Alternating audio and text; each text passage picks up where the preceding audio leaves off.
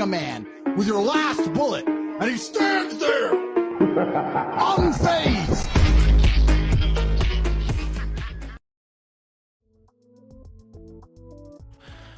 Good morning. I've made existing changes to a existing product to make it kind of a new product, and this product is going to be called EvoX Plus. And what does that mean? That means you have a hand remote which allows you to use a thumb remote. So let's talk about what you get if you purchase it. Charge block. You'll get this 9-pin charge cord. This thumb remote.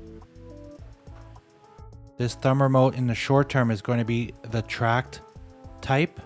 I'll explain why later.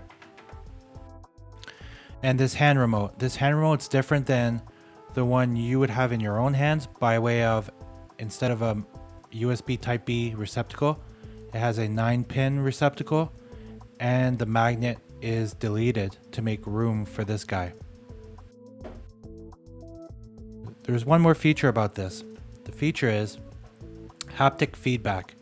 This unit has a vibration buzzer that I installed inside of it that's powered through the cable from within the hand remote.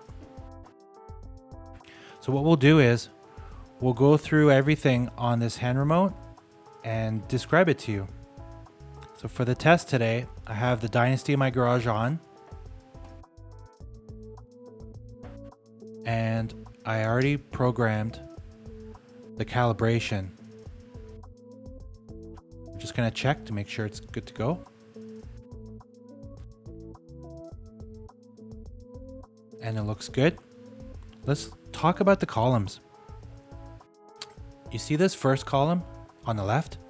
That's your battery of the hand remote. This hand remote charged overnight on my nightstand from dead to full. The second column at this point is just one dot. That means dial mode.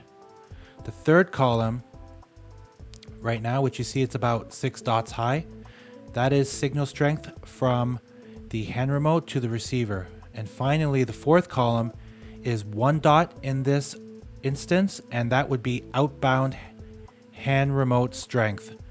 What do I mean by that? I mean, the further you go away, the third column will start to go down, and then the fourth column will start to compensate and go up. Now, the thumb remote.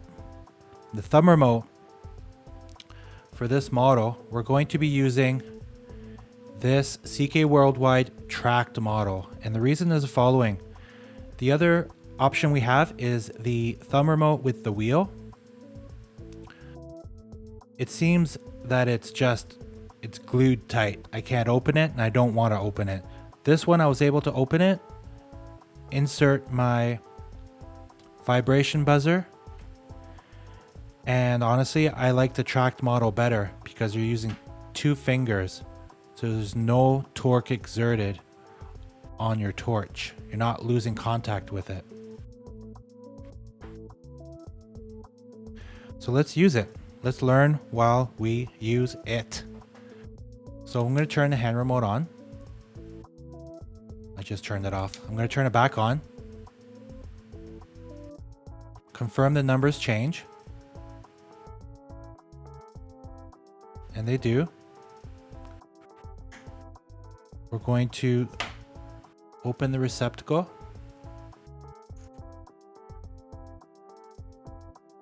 Plug the thumb remote in.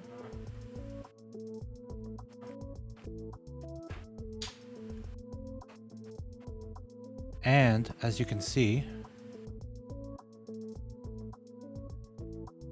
from one sweep to the next, we get full machine. Now I did a test before I started record, and this thumb remote is backwards. So let's put it back the normal way. It's called Min and Max Constrain, but you can flip as a side effect. Dial max, high amp constrain, pick a high number, let go, hold the bottom button, low amp constrain,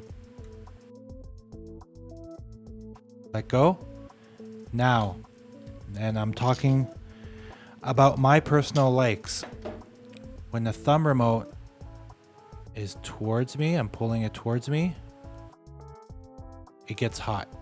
And I back off, it gets cold.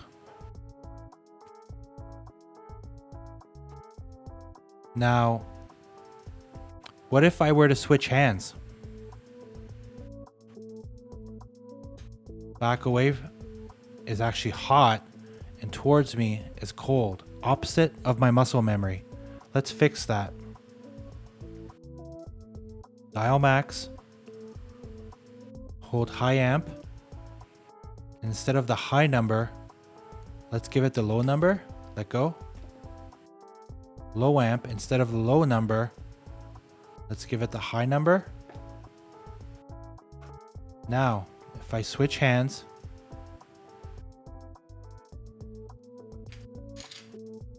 towards me is going to be hot, and backing off is going to be cold. So I successfully reversed input of the thumb. But let's put it back on my dominant hand. Dial max, high amp. I'll put a high number. Let go. Low amp.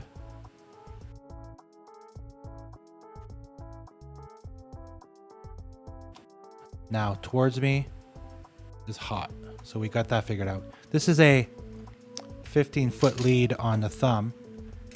You can see here it's black cable. That's because it's my own.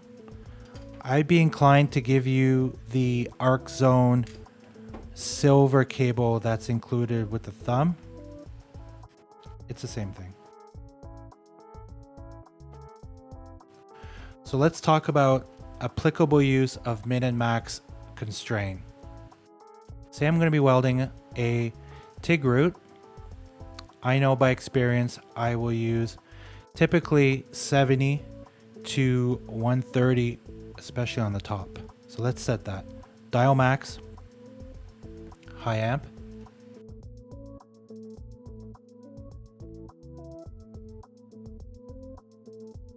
I'll give myself 150 just for a little gusto. Okay. Low amp. I know it's 70, but you never know. I might have a feathered edge, so I could do less. So let's just put 60. I don't like that. Let's do 65-ish. So now my min is 67 and my max is 150. So that's good on several ways. First way, it makes your thumb remote more sensitive. 2, it eliminates the high amps and the low amps you will never use within your specific weld process. I use this a lot. It made me from a mediocre welder to far better than average.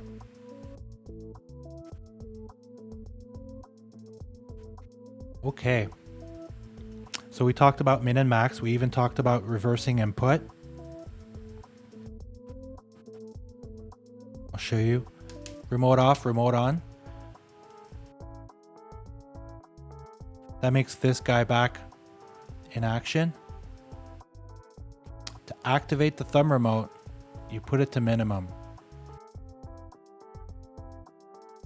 Now you're off to the races.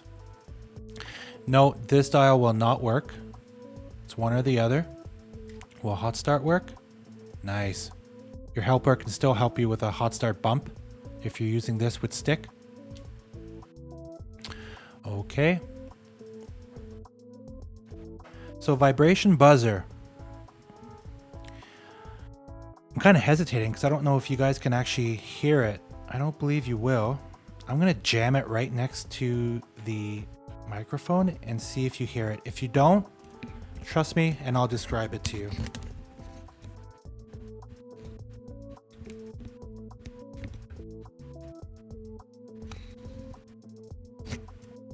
Hold that thought. It's because there's one code bug I saw. Dial max. Let's return high amp to max. low amp to min. And the code bug, you will understand when I say the following. So right now I've only thought of 2 ways we can use a vibration buzzer in this unit. One is when you reach minimum.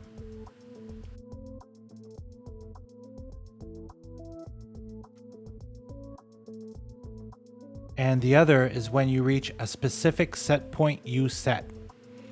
I think a specific set point would be rather useful. Say, and hear me out, I use a thumb remote when I stick weld. Say you're using 6010 and you have a sweet amp that you like to use. You could not have access to the hand remote, and you could turn this dial every time you start a rod. It buzzes and you're at a specific amp. How do we do that? Well, let's do it right now. To set point on this unit, you then put the dial to minimum. Hold the top button, continue holding, it'll say set point, and whatever amps show on your hand remote, when you let go of that button, the buzzer will buzz when you sweep past it. So let's pick 90.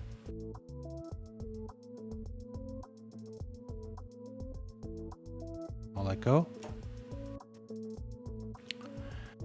So now I'm going down and it just buzzed. How about this? I'll test myself. Eyes closed. Okay, eyes closed. I'll tell you when it buzzes. Just buzzed. 86. Let's try that again, because I think it's 90.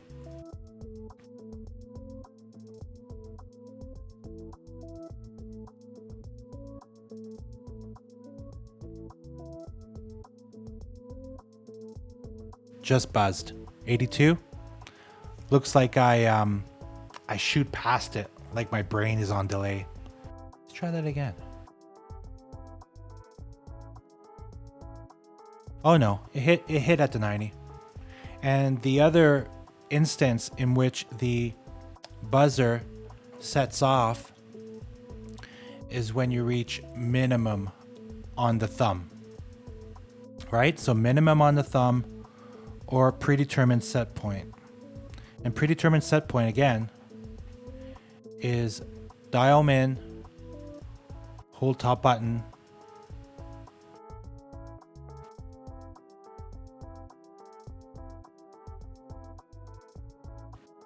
$150. Let's do 185.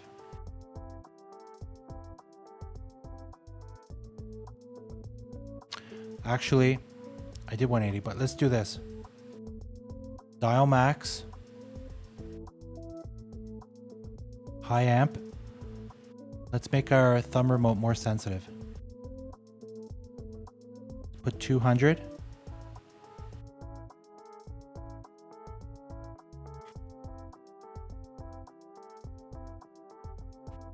And bottom will be 100. 125. Now let's go back to set point. The mistake I made in the code, which I will correct, is the minimum is still 30, even though our new minimum in this case is 123. So the code will have to move up to your new min constrain. I'll do that when I feel like I have 2 hours to tear this apart and put it back together. Set point has to be within your new min and max sweep. So you see we can set our set point past our min and max. I think I'm going to keep that because that would be a way of you turning off set point. So that's actually a code mistake, but it will stay in it. However, for the min one, the min's going to have to change. So 150. So now, say I'm not welding.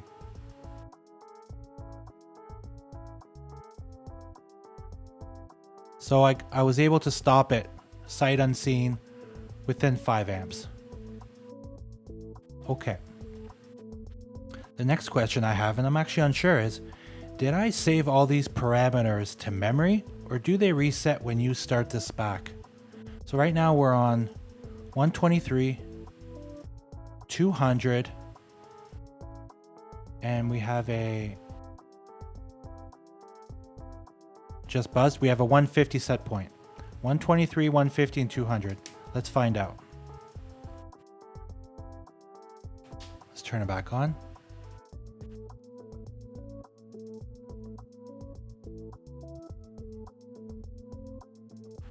So it is currently saving to memory. That's not bad actually. And the set point just buzzed. It's still on 150. So all 3 parameters are currently saving to memory. I believe I have a toggle within a sub menu on whether you can have that reset every time. If I don't, it'll be in there.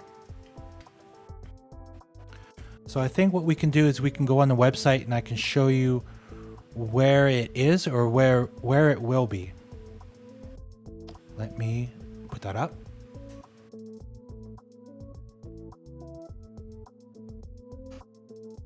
So on the website, let's go into shop. EvoX.